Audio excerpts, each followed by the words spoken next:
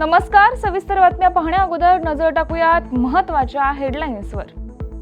अजित पवारांनी OBC, SC आणि ST समाजाचा निधी पळवला. लक्ष्मण हाके यांची अजित पवारांवर टीका. गुलमोहर रोकड प्रकरणी अखेर 9 दिवसांनंतर गुन्हा दाखल. विधानसभेला लाडक्या बहिणींनी वाचवलं, आता कोणीही लाडकं राहिलेलं नाही. काँग्रेस आमदार सतेज पाटलांचा सरकारवर निशाणा. आणि हगवणे प्रकरणातील वकिलाची सनद रद्द करण्याची सर्वपक्षीय महिलांची मागणी. नमस्कार, मी प्रज्ञा आणि आपण पाहताय न्यूज अनकट. महत्त्वाच्या हेडलाईन्स नंतर आता पाहूयात बातम्या विस्ताराने. सत्ता कोणाचीही येऊ द्या, अजित पवार त्या सत्तेत सामील होतात आणि अर्थ मंत्रालयाच्या चाव्या हातात घेतात. अजित पवार यांना कोणतीही नैतिकता नाही असं म्हणत लक्ष्मण हाके यांनी अजित पवार यांच्यावर निशाणा साधलाय. राज्यातील ओबीसी, एससी आणि एसटी समाजाचा निधी अजित पवार यांनी पळवलाय असं म्हणत हाके यांनी अजित पवारांच्या राजीनाम्याची देखील मागणी केली आहे. लक्ष्मण हाके हे बारामती येथे आले होते, त्यावेळी त्यांनी माध्यमांशी संवाद साधलाय. अजितदादा पवार हे अर्थ खात्याचे मंत्री आहेत आणि अजितदादा पवारांना कुठलाही पक्ष सत्तेत येऊ, विचाराचं, विचारधारेचं किंवा पक्षाचं काही देणं घेणं नाही, सोयरसुतक नाही. हे नेहमी सत्तेमध्ये जातात, सत्तेमध्ये बसतात आणि सत्तेमध्ये बसले की अर्थमंत्री पदावर बसतात आणि महाराष्ट्राच्या तिजोरीच्या चाव्या कमरेला ठेवतात. बरं, ठीक आहे, गेली 20 वर्ष झालं तुम्ही अर्थमंत्री आहात, पण आमच्या ओबीसीच्या, विजयएनटीच्या, एसपीसीच्या सामाजिक न्यायाच्या योजनांसाठी या फुले शाहू आंबेडकरांच्या महाराष्ट्रानं अनेक महामंडळं निर्माण केली. त्या महामंडळांना एक छदाम देऊ नये या अर्थमंत्र्यानं. कळत नाही सोशल जस्टिस? कळतो का अजितदादा पवारांना सोशल जस्टिस? आर्थिक नियोजन करता तुम्ही, फक्त नेहमी टेंडर काढता, नेहमी इरिगेशन, नेहमी रोड, रस्ता, पाणी, ह्याच्या बाहेर तुम्ही जाणार नाही. सामाजिक न्यायासह समता प्रस्थापित करणं हे आपल्या लोकशाहीचं प्रियांबल मधलं बेसिक तत्व आहे. आता या पोल्ट्रीवाल्याला काय कळणार सामाजिक न्यायासह समता? सोशल जस्टिस, सोशल इनजस्टिस काय करणार अजित पवारांना? त्यामुळं हा माणूस सामाजिक न्यायाच्या बाबतीमध्ये या माणसाला काहीही नॉलेज नाही, आमचा आरोप आहे. आणि फक्त ओबीसीचा निधी डायव्हर्ट केला नाही त्यांनी, विजयएनटीचा निधी डायव्हर्ट नाही केला. कायद्यानं बंधन असताना सुद्धा एसटी एसटीचा 746 कोटी रुपयाचा निधी डायव्हर्ट. धुळ्याच्या शासकीय विश्रामगृहात माजी आमदार अनिल गोटे यांच्या तक्रारीनंतर आढळून आलेल्या 1,84,84,200 रुपये रोकड प्रकरणी अखेर 9 दिवसांनी आमदार अर्जुन खोतकर यांचे पीए किशोर पाटील, राजू मोगरे आणि एकावर शहर पोलीस स्टेशन येथे गुन्हा दाखल करण्यात आलाय. मात्र पोलिसांनी दाखल केलेला गुन्हा हे प्रकरण दडपण्यासाठीच असल्याचा आरोप माजी आमदार अनिल गोटे यांनी पत्रकार परिषदेत केलाय. या प्रकरणात माझ्यासह तक्रारदाराचा पोलिसांनी जबाब का घेतला नाही असा संतप्त सवाल अनिल गोटे यांनी उपस्थित केलाय. अंतर्गत गुन्हा दाखल करणे म्हणजे प्रकरण दडपून टाकणे होय. त्यामध्ये म्हटलं आहे, कारण 124 बॉम्बे पोलीस ॲक्टमध्ये ते तुम्ही जर त्या पैशाचा हिशोब देऊ शकले नाही तर तुम्ही 124 अंतर्गत शिक्षेला पात्र आहात. शिक्षा किती आहे? शिक्षा जास्तीत जास्त 3 महिने आणि दंड 500 रुपये. त्याचा अर्थ काय समजायचा? 1,84,84,200 रुपये बेहिशोबी सापडल्यानंतर तुम्ही हा गुन्हा दाखल करता. म्हणजे महाराष्ट्रातल्या 14 कोटी जनतेला एकाच वेळेला फसवणूक करण्याचं हे सरकारचं कारस्थान आहे. सर्वोच्च न्यायालयाच्या निर्णयामुळे राज्यात स्थानिक स्वराज्य संस्थांच्या निवडणुका 4 महिन्यातच लागणार आहे. त्यामुळे आता सर्व पक्षांनी मोर्चे बांधणी सुरू केली आहे. त्यामुळे याच पार्श्वभूमीवर नुकतीच कोल्हापुरात आमदार सतेज पाटलांच्या अजिंक्यतारा कार्यालयात महाविकास आणि इंडिया आघाडीच्या प्रमुख पदाधिकाऱ्यांची बैठक पार पडली आहे. विधानसभेवेळी महायुतीला लाडक्या बहिणींनी वाचवलं, मात्र आता कोणीही लाडकं राहिलेलं नाही. त्यामुळे येणाऱ्या स्थानिक स्वराज्य संस्थांच्या निवडणुकांमध्ये चित्र वेगळं असणार असल्याचं आमदार सतेज पाटलांनी म्हटलंय. या ओबीसीच्या संदर्भात मध्यंतरी लागला आणि सुप्रीम कोर्टाने सांगितले की 4 महिन्यामध्ये या निवडणुकांची सुरुवात करावी आणि म्हणून स्थानिक स्वराज्य संस्थेच्या निवडणुका या कधी पावसाळ्यानंतर होऊ शकतात. या पार्श्वभूमीवर कोल्हापूर जिल्ह्यामध्ये इंडिया आघाडी आणि महाविकास आघाडी श्रीमंत छत्रपती शाहू महाराजांच्या अध्यक्षतेखाली आज आम्ही एक पहिली बैठक बोलवलेली आहे आणि या जिल्ह्यातल्या महापालिका असू दे, कोल्हापूर इचलकरंजी असेल, नगरपालिका आहेत, नगरपंचायती आहेत, जिल्हा परिषद आहेत, पंचायत समिती आहेत, या सगळ्या इंडिया आघाडी म्हणून कशा लढता येतील यासाठी आज आम्ही एक प्राथमिक बैठक घेतलेली आहे आणि आम्हाला विश्वास आहे की येणाऱ्या स्थानिक स्वराज्य संस्थेमध्ये चित्र वेगळं असेल. कारण की महाराष्ट्रातल्या निवडणुकीमध्ये लाडक्या बहिणीनं वाचवलं, परंतु आता कोण लाडकं राहिलेलं नाही हे आता जनतेलाही लक्षात आलेलं आहे आणि आम्हाला खात्री आहे की इंडिया आघाडीची सत्ता सगळीकडे आम्हाला यश मिळेल. त्याचं मतदानापर्यंत त्यांना नेण्यासाठी तुमच्या पातळीवर प्रयत्न करावे लागतात. ते इंडिया आघाडीचे बूथ लेवलचं प्लॅनिंग प्रत्येक पक्षानं केलेलं आहे. म्हणजे काँग्रेस असेल, शिवसेना असेल, राष्ट्रवादी असेल किंवा आमचे घटक पक्ष असतील, प्रत्येकाची ताकद निश्चितपणे सगळ्या ठिकाणी आहे आणि म्हणून ही एकत्रित ताकद जी लोकसभेच्या वेळी आम्ही एकत्रितपणे केली, संघटित केली, तीच ताकद उद्याच्या स्थानिक स्वराज्य संस्थेमध्ये लोकांच्यापर्यंत पोहोचण्याचा प्रयत्न करू. अनेक सहकारी आहेत जे अनेक विषयावर आमच्याबरोबर येऊ इच्छितात, त्यांना आम्ही बरोबर घेऊ आणि या 4.5 वर्षामध्ये महापालिकेमध्ये प्रशासक राज्य आहे. महापालिकेची अवस्था आपण बघतोय, जिल्हा परिषदमध्ये लोकप्रतिनिधी नसल्यामुळं काय अवस्था आहे आपण बघतोय आणि गेल्या काही महिन्यामध्ये महायुतीचं आलेल्या सरकारनं 100 दिवसाचा रिपोर्ट कार्ड हा स्वतःची पाठ थुपटून घेतल्यासारखा आहे. हे सगळं आम्ही लोकांच्यापर्यंत घेऊन जाऊ.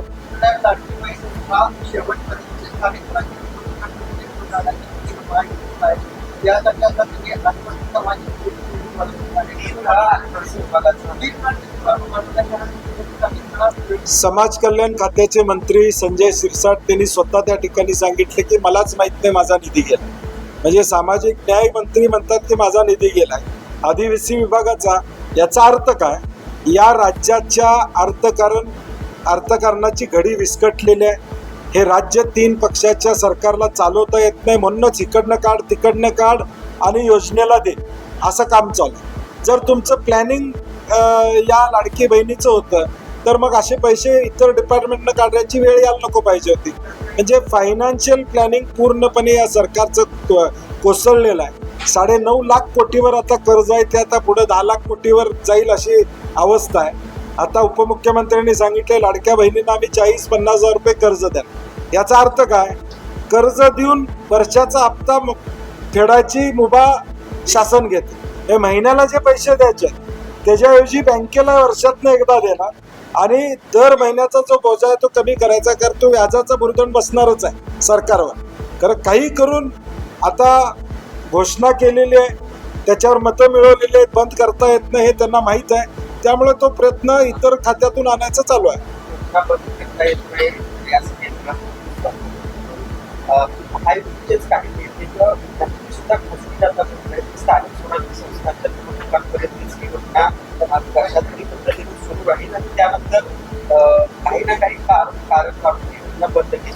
बंद झाल्यावर जनता, या महाराष्ट्रातली जनता निर्णय घेईल. हे जर सत्य असेल तर उद्याच्या स्थानिक स्वराज्य संस्थेमध्ये देखील विचार करतील लोक की आम्हाला मतं घेऊन. आता विधानसभेला तेच झाले ना, विधानसभेच्या वेळी अटी शर्ती लावल्या नाही आणि आता मात्र सगळ्या अटी शर्ती करून मग तुम्हाला शेतकरी योजनेतले पैसे मिळतात ते तुम्हाला आधी माहीत नव्हतं का? मग आता तुम्ही त्याचं अनुदान का बंद केलेलं आहे? एक प्रकारची ऑलरेडी फसवणूक झालेलीच आहे.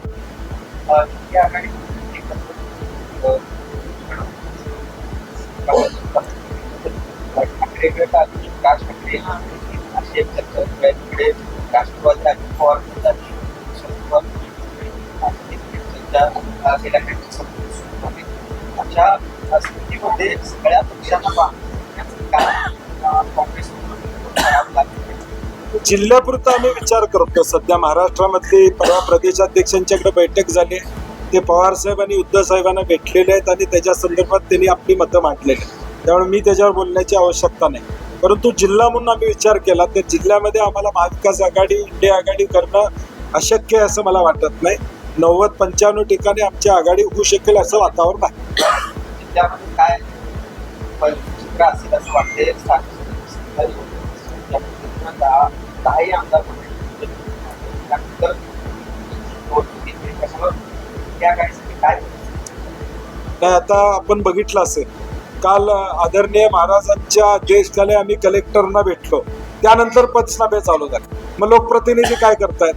10 आमदारांनी कधी कलेक्टरना गेले 10 दिवस पाऊस पडलाय, अवकाळी पाऊस पडलाय, आमदार जाऊन भेटले का? किंवा खासदार कुठले जाऊन भेटले का की पंचनामे करा म्हणून? आम्ही सुरुवात केली.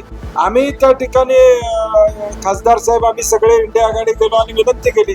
त्यामुळे आता निदान पंचनामे झाले. त्यामुळे आलेले 10 आमदार हे आमदारकीत मशगूल आहेत. जनतेचे प्रश्न सोडवायची आमची जबाबदारी आहे आणि जनता निश्चितपणे आमच्या बाजूने कौल.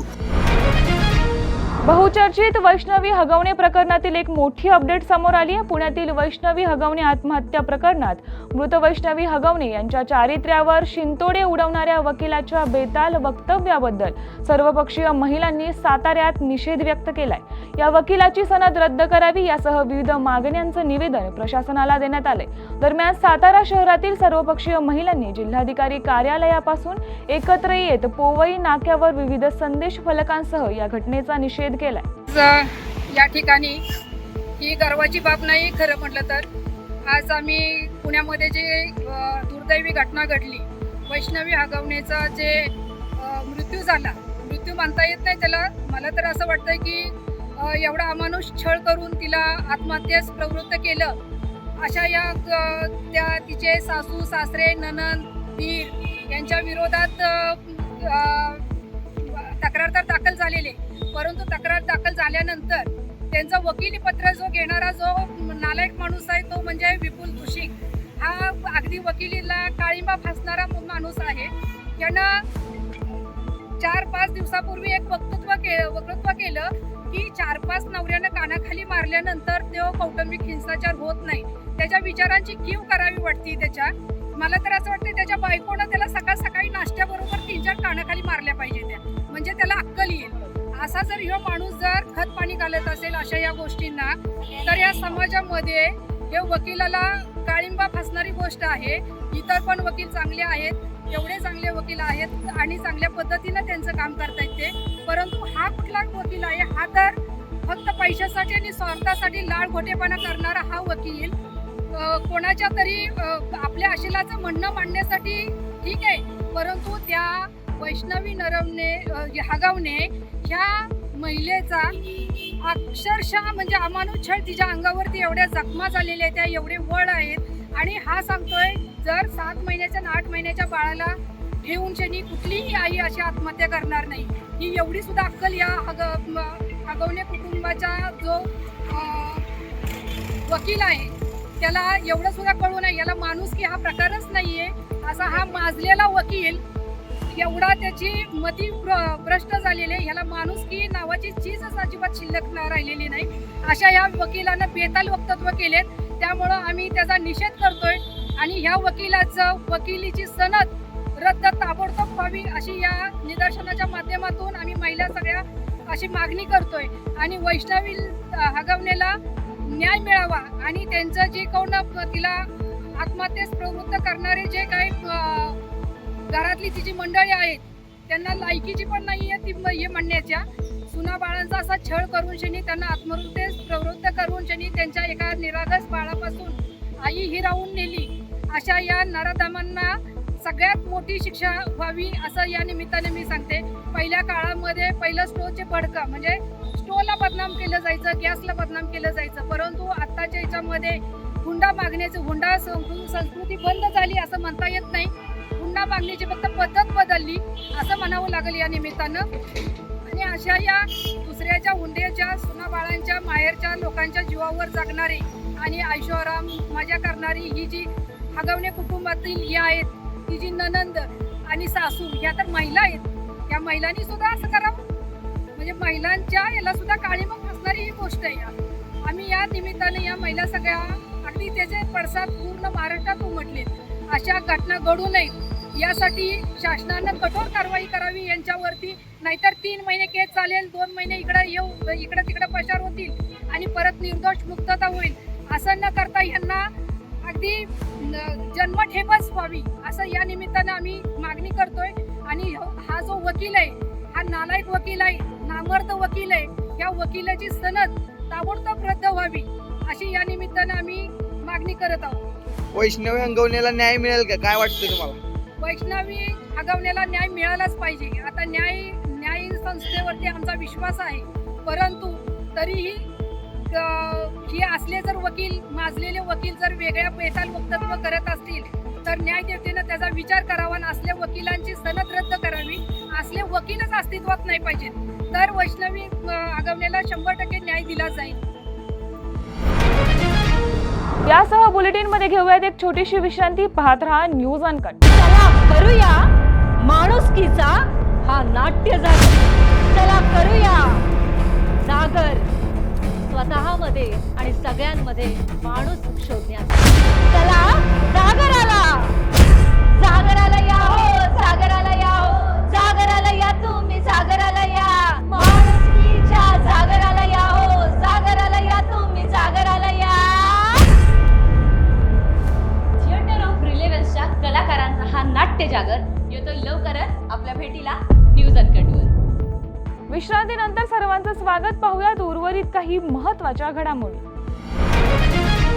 किल्ले अजिंक्य ताऱ्याच्या पायथ्यालगत असलेली अनधिकृत कबर सातारा नगरपालिकेनं हटवली आहे. यावेळी पोलिसांचा तगडा बंदोबस्त तैनात करण्यात आला होता. गेल्या 3 वर्षांपासून सातारा शहरासह जिल्ह्यांमध्ये गड किल्ले तसेच अतिक्रमण केलेल्या जागांवरील बांधकामावर हातोडा टाकण्याचं काम सुरू आहे. गड किल्ल्यांवरील अतिक्रमणे प्रशासनाच्या रडारावर होती आणि अशातूनच आता अजिंक्यतारा किल्ल्याच्या पायथ्याशी असणाऱ्या अनधिकृत 2 कबरी जमीनदोस्त करण्यात आल्या. मी एवढं सांगेन की सातारा हे ऐतिहासिक शहर आहे, त्यामुळे ते खूप सारे गडकिल्ले आहेत. याच्यावर काळाच्या ओघात विविध प्रकारची अतिक्रमणं झालेली आहेत. हे अतिक्रमणं जे आहेत ती त्या स्थानिक स्वराज्य संस्थांनी काढणं अपेक्षित आहे, त्याच्यानुसार ते कारवाई करतायत. आणि जेव्हा कधी ते आमची मदत मागतात या बाबतीत, तेव्हा आम्ही ती पोलीस प्रशासनातर्फे त्यांना आम्ही बंदोबस्त देऊ. यामध्ये दुसरं एक फक्त महत्त्वाचं आहे, जे काल थडगं काढलं त्याच्यामध्ये कोणत्याही प्रकारे नागरिकांनी अफवांवर विश्वास ठेवू नये. कारण म्हणजे कोणी काढलं, ह्यांनी काढलं, त्यांनी काढलं, ह्याच्यापेक्षा कायदेशीर मार्गाने स्थानिक प्रशासनानेच रितसर ते काढलेलं आहे आणि त्या ठिकाणीच पोलीस सहकार्य करतील स्थानिक प्रशासनाला. एवढी मी ग्वाही देतो. नागरिकांनी अफवांवर विश्वास ठेवू नये असं आवाहन करतो. गोकुळ दूध संघाच्या अध्यक्षपदावर हसन मुश्रीफांचे चिरंजीव नवीद मुश्रीफांची निवड झाली आहे. त्यानंतर भाजप नेते धनंजय महाडिक यांनी काँग्रेस आमदार सतेज पाटलांवर सडकून टीका केली आहे. महाडिक नाव घेतलं की सतेज पाटलांचा मुघलांचा घोडा तयार होतो, अशा शब्दात धनंजय महाडिक यांनी सतेज पाटलांना टोला लगावलाय. आमदार सतेज पाटील यांनी गोकुळची सत्ता 25 वर्ष एकाच माणसाच्या भोवती फिरत राहिली, अशी अप्रत्यक्ष टीका माजी आमदार महादेवराव महाडिक यांच्यावर केली होती. त्यामुळे त्याला आता धनंजय महाडिक यांनी सडेतोड उत्तर दिलंय. सतेज पाटलांचं काय झालंय? महाडिक नाव घेतलं की त्यांचं ते मुघलांचा घोडा तयार होतोय. त्यांना कसं ते पाण्यात दिसत होतं तसं. मी परवाचं त्यांच्या काही स्टेटमेंट्स ऐकले, टीका ऐकल्या, तुम्ही आता सांगताय. महाडिक म्हणले की मग ते टँकर, मग ते पेट्रोल पंप, मग ते कारखाना. विषय गोकुळचा चाललेला आहे. गोकुळची ज्यावेळी निवडणूक झाली, मला आपल्यामार्फत काही सुचवायचं आहे की आता ते एक व्यक्ती ते म्हणजे फारच थोर स्वतःला समजतात, असू दे, काय हरकत नाही. गोकुळची निवडणूक लढवत असताना 2-3 मुद्दे घेऊन त्यांनी ही निवडणूक लढवली आणि त्याचं त्यांनी उत्तर द्यावं असं माझं आज तुमच्या माध्यमातून त्यांना सांगणं आहे. महाडिक साहेबांच्या ताब्यामध्ये 2019 साली गोकुळ दूध संघ असताना किती ठेवी होत्या आणि आज 2025 साली गोकुळ दूध संघाच्या किती ठेवी आहेत हे त्यांनी जाहीर करायला पाहिजे. आणि हे स्वतः जाहीर करावं, कुठल्या चमच्यांच्या मार्फत जाहीर करू नये.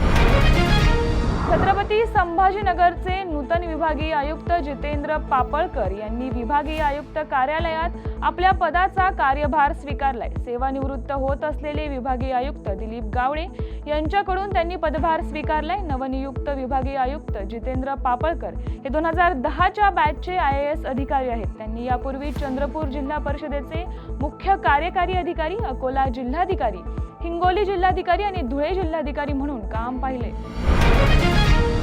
यासह बुलेटिनमध्ये घेऊयात एक छोटीशी विश्रांती. कुठेही जाऊ नका, पाहत राहा न्यूज अनकट. 10,000 किलोची झणझणीत पुणेरी मिसळ, 2100 किलोची चमचमीत खिचडी, 8 फुटाचा लांब चटपटीत कबाब. मस्त खा आणि स्वस्त रहा असे म्हणणारे भारतीय खाद्य संस्कृतीचे शिल्पकार, जगप्रसिद्ध शेफ श्री विष्णू मनोहरजी लवकरच आपल्या भेटीला येत आहेत अनकट स्पेशल या सत्रात. विश्रांतीनंतर सर्वांचं स्वागत. पाहुयात उर्वरित काही महत्त्वाच्या घडामोडी. गोंदिया जिल्ह्याच्या अर्जुनी मोरगाव तालुक्यातील गोठणगाव येथील एका 6 वर्षीय मुलीवर बिबट्यानं हल्ला करत जखमी केल्याची घटना घडली. रात्री 8 वाजताच्या सुमारास अंगणात उभी असताना बिबट्यानं हल्ला करून तिला जखमी केलं. दरम्यान चिमुकलीचा किंचाळण्याचा आवाज येताच तिच्या घरचे आणि शेजारचे लोक धावून आल्यानं मोठा अनर्थ टळलाय. या चिमुकलीवर उपचार सुरू असून ती सध्या सुखरूप आहे. गेल्या 5 महिन्यांतली ही दुसरी घटना असल्यानं बिबट्याचा बंदोबस्त करण्याची मागणी नागरिक करत आहेत. पुण्यातील सदाशिव पेठेतील भावे शाळेजवळ मद्यधुंद अवस्थेत असलेल्या एका कॅब चालकानं कित्येकांना धडक दिल्याची घटना घडली आहे. यात MPSCच्या विद्यार्थ्यांसह 12 जण जखमी झाले असून त्यातील काहींना गंभीर दुखापतही झाली आहे. या प्रकरणी आरोपी चालक जयराम मुळे, गाडीचा मालक दिगंबर शिंदे आणि राहुल गोसावी यांना पोलिसांनी ताब्यात घेतलंय. त्यांच्या विरुद्ध विश्रामबाग पोलीस ठाण्यात गुन्हा नोंदवण्यात आला असून त्यांना वैद्यकीय तपासणीसाठी पाठवण्यात आले, अशी माहिती पोलीस उपायुक्त निखिल पिंगळे यांनी दिली आहे. साधारण 5:30-5:45ची घटना आहे. भावे शाळेच्या जवळ नारायण साई टी शॉपच्या बाहेर उभ्या असलेल्या MPSCचे काही विद्यार्थी तसंच इतरही काही त्या ठिकाणी जे लोक होते यांच्यावरती अचानकपणे प्राथमिक माहिती जी प्राप्त आहे त्याच्यामध्ये दारूच्या अंमलाखाली चालक आणि त्याच्यासोबतचा जो साथीदार आहे ही गाडीमध्ये असताना ही ऑरा नावाची जी गाडी आहे Hyundaiची, ही गाडी ॲक्सेलरेटरचा ताबा गेल्याने या लोकांवरती जाऊन डॅश झालेली आहे आणि त्याच्यामध्ये जवळपास 12 लोक हे इंजर झालेले आहेत. या 12 लोकांमध्ये काही जणांना गंभीर इंजरी आहेत, फ्रॅक्चर झालेले आहेत काही, तसंच काही लोकांना थोडी कमी अशा प्रकारची गंभीर इंजरी आहे. यामध्ये याच्यातला जो चालक आहे जयराम मुळे, वय वर्ष 27, बिबवाडीचा राहणारा, आणि त्याचबरोबर या गाडीचा मालक दिगंबर यादव आणि को पॅसेंजर गाडीमध्ये जो बसला होता तो राहुल गोसावी, असे हे तिघही आपल्या ताब्यात आहेत. यांच्यावरती कठोरात कठोर कारवाई करण्याची तरतूद आणि प्रक्रिया ही पोलीस स्टेशन या ठिकाणी चालू आहे. यांची मेडिकलची प्रक्रिया ही दवाखान्यामध्ये चालू आहे, MLC, आणि त्याचबरोबर ड्रंक अँड ड्राईव्ह रिलेटेड सगळी प्रक्रिया ही देखील चालू आहे. पोलीस प्रशासन, विश्रामबाग पोलीस स्टेशन या ठिकाणी हा गुन्हा दाखल होतोय. पोलीस प्रशासन तत्परतेने कठोरात कठोर कारवाई यांच्यावरती करून घेत आहे. पुण्याच्या खेड तालुक्यातील कडूस गावाच्या हद्दीत टाके शिवारात एक धक्कादायक घटना उघडकीस आली आहे. मिनीनाथ नामदेव ढमाले यांच्या पाण्याच्या विहिरीत एका अनोळखी पुरुषाचा मृतदेह आढळून आलाय. मृत व्यक्तीचं वय अंदाजे 30 ते 40 वर्ष असून त्याच्या डाव्या हाताच्या अंगठ्याजवळ इंग्रजीमध्ये TS असं गोंदलेलं आहे. या व्यक्तीबाबत कोणतीही माहिती असल्यास तात्काळ संपर्क साधावा असं आवाहन खेड पोलिसांनी नागरिकांना केलं. या बातमीसह बुलेटिनमध्ये इथेच थांबूया. पाहत रहा न्यूज अनकट.